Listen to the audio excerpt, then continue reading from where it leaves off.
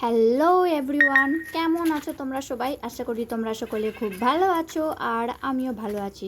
তো পিএস ফ্যামিলিতে তোমাদের সকলকে অনেক অনেক ওয়েলকাম। তো আজকে দুপুর 12:40 থেকে আমি ভিডিওটা স্টার্ট করেছি। দুপুরবেলা প্রচুর রৌদ্র আর কি। তো আজকে আমার ছেলের তো আমি আজকে শ্বশুর বাড়ি এসেছি। আমাদের গোত্রীত্ব মারা গেছিলো, তো আজকে 11 দিন।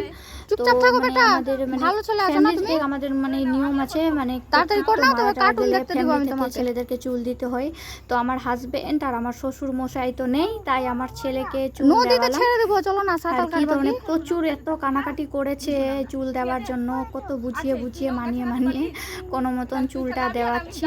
আমার শাশুড়ি মা ধরে আছে, প্রচুর কান্নাকাটি আর কি। দেখো চুল বলছে যে আমার চুল কই, আর কান্না আর কি। তো এই যে নদী চলে এসেছি, এখন নদীতে স্নান করব আর কি।